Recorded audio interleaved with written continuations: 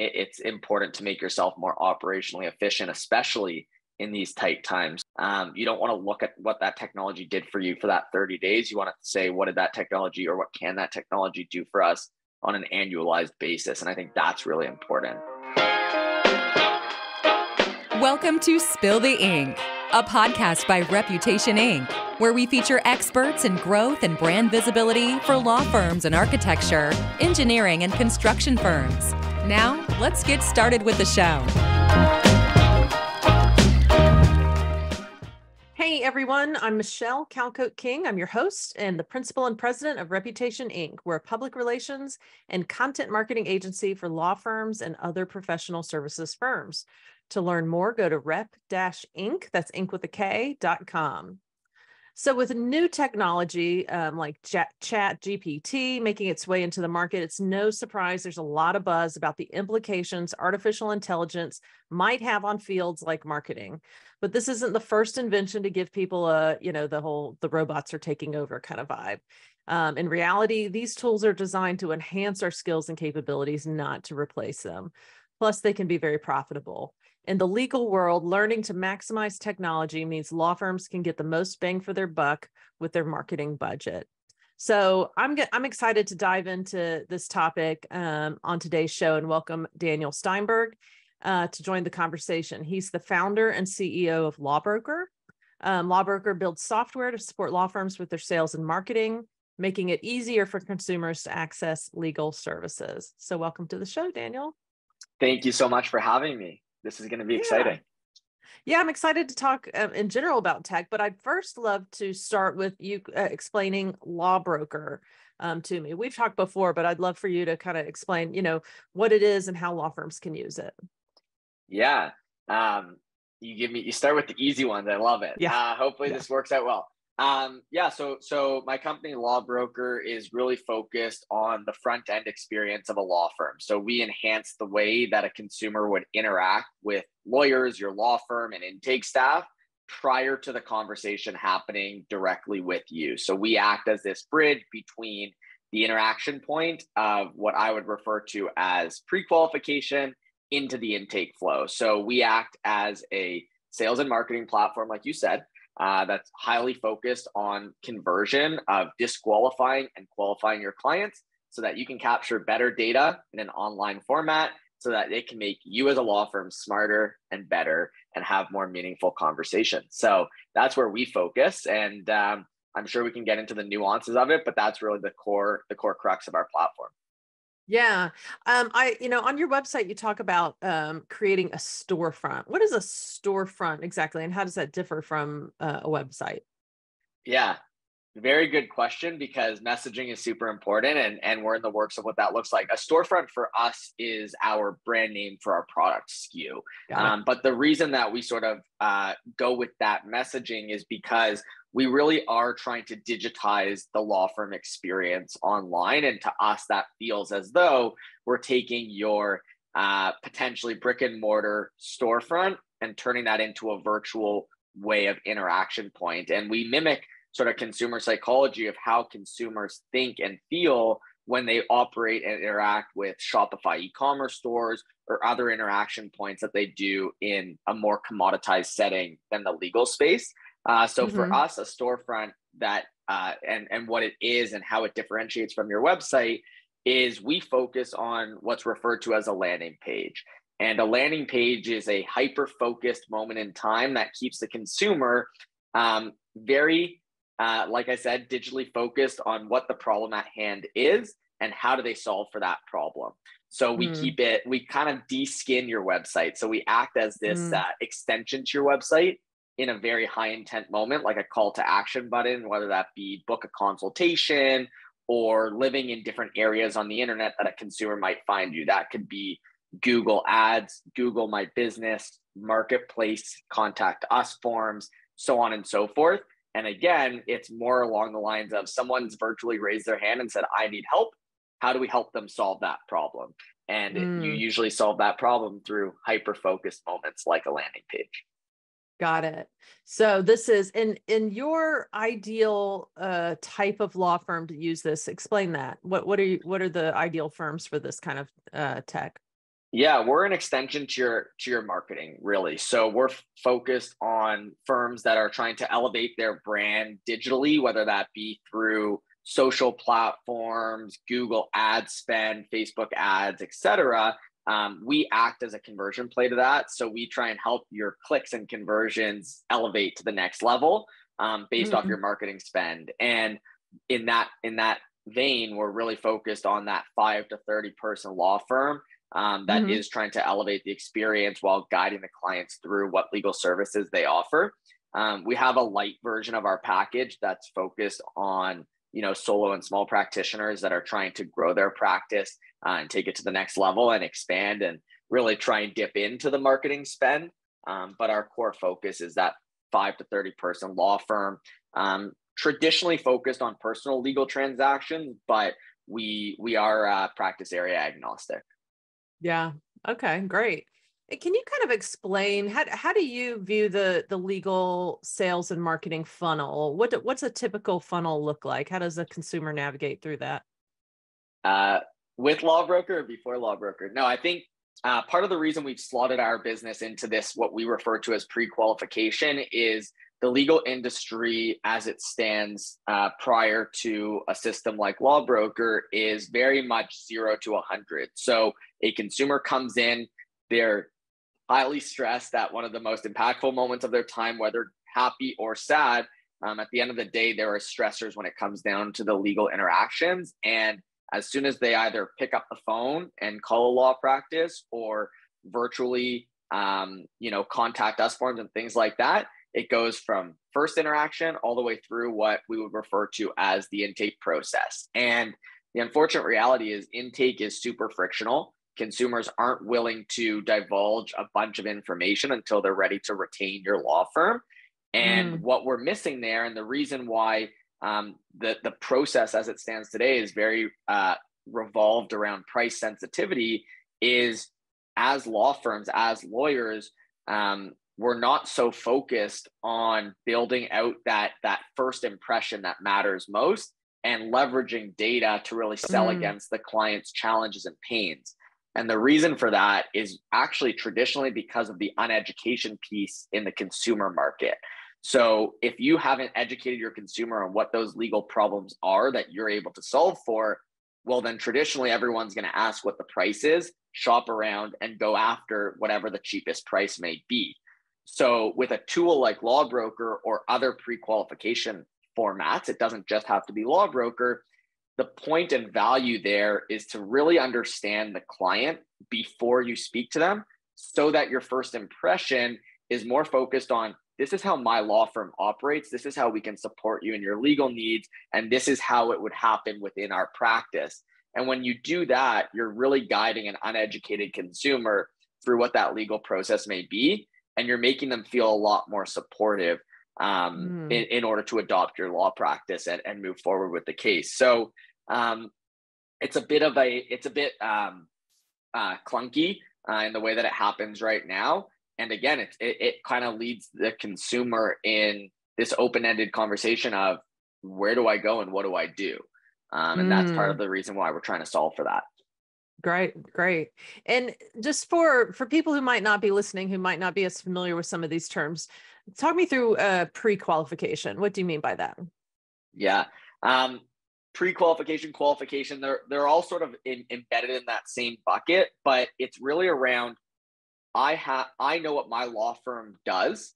So based off what I do, is that client the right, someone referred to this the other day, so I'm going to use the same language, but is that person the right avatar for our law practice? A lot of firms, actually a lot of businesses are like, I want as much revenue as possible. But sometimes when you actually bring on the wrong individual, the wrong person, the wrong case, it actually backfires and it's more costly for you in the long run.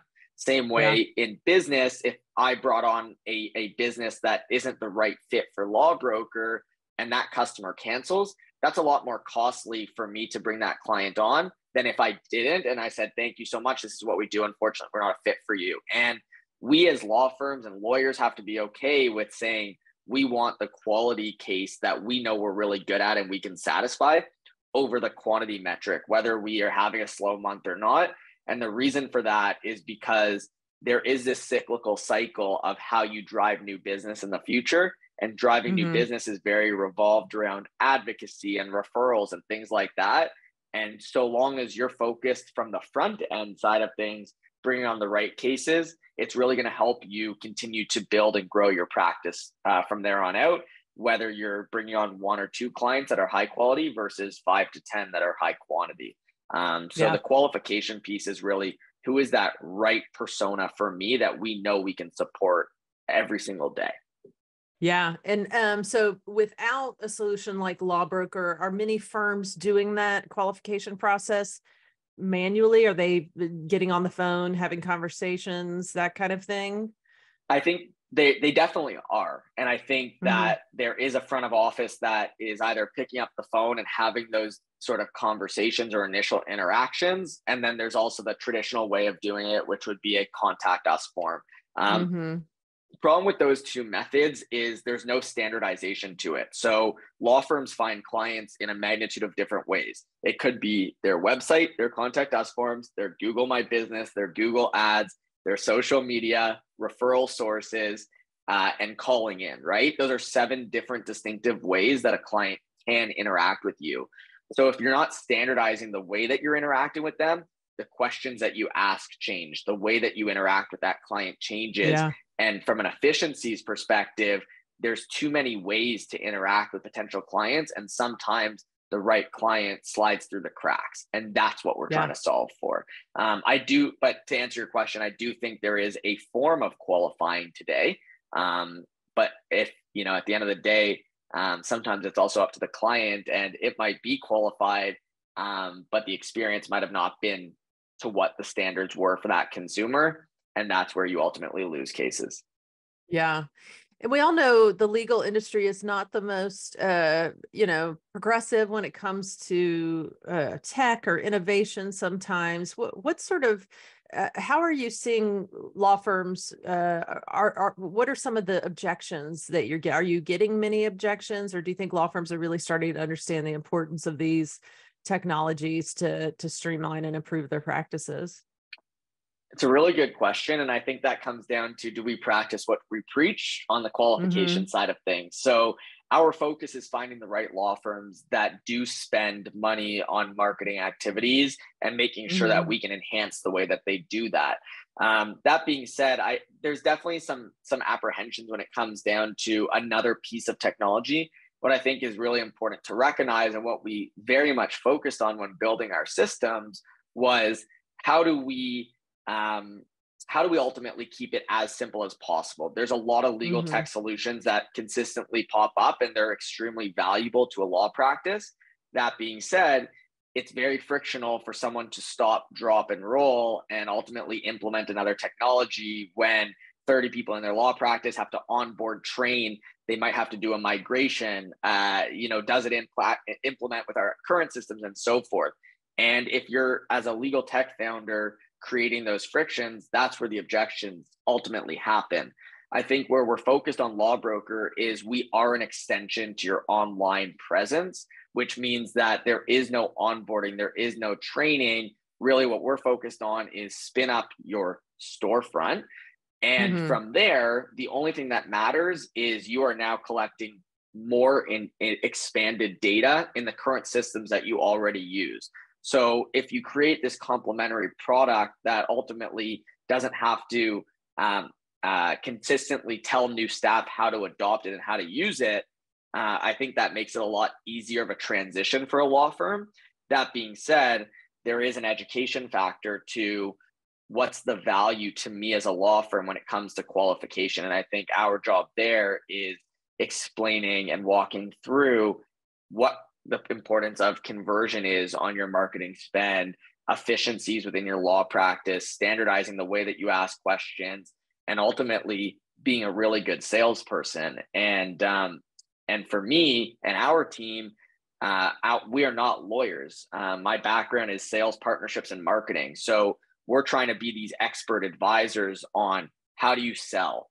Because at the end of the day, lawyers are enterprise salespeople, whether they look at that or not. They are selling very intensive services at the most impactful moment of a consumer's life traditionally, no matter what that legal problem may be. So it is really important to understand that client's challenges and pains a lot, and make sure that you're supportive in that realm. So there's there's always going to be pushback when it comes to any technology. It's important to showcase, where we can support and how we can. Yeah, that's great. So let's talk ChatGPT, since it's kind of the topic du jour right now everywhere. How are you seeing it used in any way with your clients or with your work? I think a lot of legal tech companies I don't want to use the word pivot, but have adopted ChatGPT and white labeled that into some of their solutions to support, whether that be document automation or looking specific things up or writing, paragraphs or decisions in that matter, and have embedded it in the technology that some law firms have already used and are paying for to date. That being said, we're too far away from that to understand like how lawyers are using it or if lawyers are using it. We don't have it within our technology. I think it's an incredibly powerful tool. I don't think that it can replace law firms. I think it can only enhance the way that you operate. So when we think about technology at Lawbrokr, we think about how does our platform help enhance the way lawyers and firm admins and law firms in general practice law? How do we enhance that to make your lives that much easier and better so that you can focus on the things that you're meant to focus on? So whether we did adopt, AI tools and technology and things like that, it would only be from an enhancement perspective. I think there's still a lot of unknowns when it comes down to the legalities behind it, from decision makings and things like that. But it is a really exciting topic, and I know that the legal world as a whole is really excited about it, and I see it all the time. Yeah, I see almost excitement and fear, I think, both, but it's that way with any sort of new technology. There's a little bit of trepidation until you understand it and how it's going to improve what you do on a day-to-day. Tell me also your thoughts on, and I hate to even bring it up because I can't stand hearing it, but there have been all these layoffs in legal tech. There's been a kind of a pullback on some funding, or at least what I see. It's hard to know exactly what's happening. What do you see where the legal tech market is right now? Yeah, I think there will continue to be disruptors within the industry. I think that, the layoffs are a factor of unfortunate business conditions that exist and market conditions that exist. And I think funding will be tighter and more conservatively dispersed. But I mean, at the end of the day, as most people know, legal is one of the most laggard industries, and it's consistently beginning to adopt new technologies. And we've seen that since sort of the COVID days, or the early COVID days, and, making people move out of office, in home, and so forth. Something that, at the end of the day, law firms and lawyers weren't used to in their everyday lives. I've been doing that since I've been in tech for, 5 to 6 years. So for us, it was normalized. But for this industry, they're starting to adopt more and more technology. So I'm excited about the future of legal tech. I think that there's, going to be peaks and valleys of new company, potentially some companies not being able to get funding or adoption within those businesses. And I definitely think there's more of a conservative approach when it comes to adopting new legal technology. So pricing yourself appropriately, and showcasing the return on that for a law firm is really important, because at the end of the day, law firms and lawyers are really focused on how do we get and acquire net new cases. But I think that, for us within the legal space, it is definitely a recession-proof to an extent business. And you're always going to need technology to enhance your practice, whether, you believe that or not. It's important to make yourself more operationally efficient, especially in these tight times. So it becomes even more important, right? Yeah. So although a big factor is looking at things from a conservative mindset and making sure that you're spending appropriately within the legal, when adopting legal tech is probably a good way to say that. I think it's important for law firms to look at things from a macro level perspective. A lot of legal tech companies position themselves on a month-to-month subscription and annual subscription. And that's great. You can acquire things from a month to month so that you can save capital on a monthly basis. But at the end of the day, you don't want to look at what that technology did for you for that 30 days. You want to say, what did that technology or what can that technology do for us on an annualized basis? And I think that's really important. Yeah. Did COVID among your client base really, did you feel that clients were like, oh, wait, I need to invest more in technology because of this shift and how people are, navigating, honestly, just the world in general, like other sectors where there was just this big rush to digitization and improving how they do things digitally? Yeah, I think that's a great question. When COVID first hit, I was actually working at Clio. So I was running partnerships at Clio during COVID. So yeah, we definitely saw a mass adoption of cloud technology and an operating system that can help your firm, navigate the conditions from anywhere and, work remotely and be okay with that. And of course, you start to see the adoption of Zoom and tools like that and collaboration tools like Microsoft Teams and so forth. From my business's perspective, when I had left Clio, we actually started as a marketplace. So we did see a mass adoption of people needing net new clients to continue to survive and thrive through those times. And that was great. For us, there was a lot of marketplaces that popped up, and our goal was, how do we make sure that we take our technology and augment different ways that consumers interact with you versus being that necessary source of truth? Which is why we've shifted our business to saying, hey, this is how you would interact with a consumer where they find you anywhere through one dedicated hyperlink. So to answer your question, like, I did see a definitely adoption from a technology perspective during COVID, but it also depends on what that legal tech business was. And I think the first and foremost was, how do we get a cloud solution that helps our law firm operate and transition to a remote working world? And since then, there's been a lot more adoption of technology in general to enhance your firm. Is there another tool or platform or category of tech that you see besides your own really taking hold that we haven't talked about yet that people should be on the lookout for? Is there a particular area that you see that's going to really take off? I think there's a lot from like document automation perspective, subscription services, and how law firms reposition their law practice as you get into this new age of law. I think that, we talk about the laggard industry of adoption of technology. I also think that, a lot of smaller law firms, and I'm speaking from a small law firm perspective because that's, who we work with, but are starting to adopt and look at fixed fee services and things like that. So there are some tools that I love, and I think have done a great job positioning that, like Fadu Legal and Document, from a document automation perspective, that just actually rebranded themselves to Gavel to really hone in on what their purpose and mission is. And those are great tools to look at and adopt. And again, it's all about efficiencies and redeploying and adopting technology.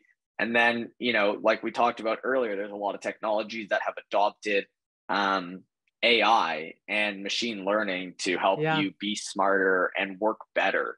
Again, not to replace a law firm, but work better, be smarter, and capture more insights in a magnitude of different ways. And there's a ton of technologies that do that. Here in Canada, there's one, Rally Legal, there's Joseph in Europe, and there's a ton of other tools that across the board are using different types of technologies throughout. The way that I look at it is, what life cycle of the business are you looking to solve a pain in? And when we think about what Jack Newton said, who's the CEO of Clio, and the book that he wrote, it's all about this client-centered law firm. And you can't just adopt technology at one point of the consumer journey. The consumer journey starts with a tool or a system like pre-qualification and Lawbrokr, but then funnels into the intake platforms of the likes like Clio Grow, Lawmatics, and tools like that, and then funnel through to the more operational systems of invoicing, billing, maintaining, client portals and so forth, and follow through to all the way to advocacy. And that life cycle has to have some piece of technology or have some type of process in place in order for you to really create a frictionless experience for your customers on an ongoing basis. So it doesn't just start with,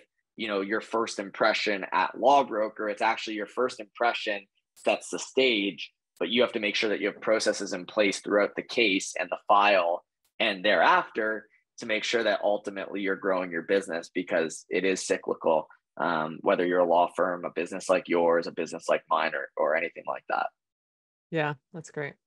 Well, I like to always end interviews with this question. So what is the most valuable lesson you hope people listening today might take away from our discussion? Let me pause on that so I have a good answer. I know. That's hard. I think, selfishly, I obviously want to educate people on the importance of qualifying your opportunities at the end of the day. And that's obviously the business that we're in. But if you take sort of one piece of advice, it's sort of what we just alluded to, which is think about your law firm holistically.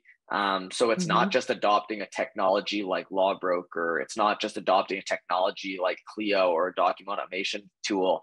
You need to have a plan in place, a process, and a budget associated to technology.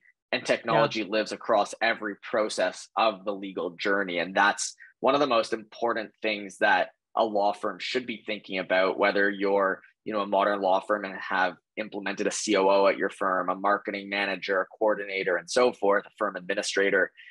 These are things that ultimately you want to plan for, because you do have to have budget and line items for them. And you can't be as efficient as possible with a bunch of different tools that don't talk to each other, or just one tool in general, and say that you're modern and fixated in the way that, you're able to work remotely now, and that's good and done.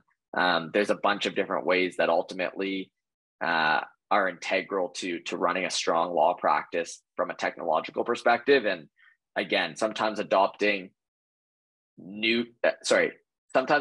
too much technology can hurt you, but adopting the right technology that plays into one another and can automate a lot of your processes is what's important. Yeah, no, that's great. Well, thank you so much. This is very interesting. So we have been talking to Daniel Steinberg of Lawbrokr. So where's the best place if people want to get in touch? Should they go to LinkedIn or your website? What's the best place for people to reach out to you? Yeah, huge LinkedIn advocate. I think it's my favorite social network. You can add me, Daniel Steinberg /D Steinberg on LinkedIn. If you want to go and learn more about Lawbrokr, you can visit us at lawbrokr.com, LAWBROKR.com. And always just happy to have conversations and learn about what's happening within the industry and how people are thinking about pre-qualification and new technology. Great. Well, thank you so much. Thanks so much. Thanks for listening to Spill the Ink, a podcast by Reputation Inc. We'll see you again next time, and be sure to click subscribe to get future episodes.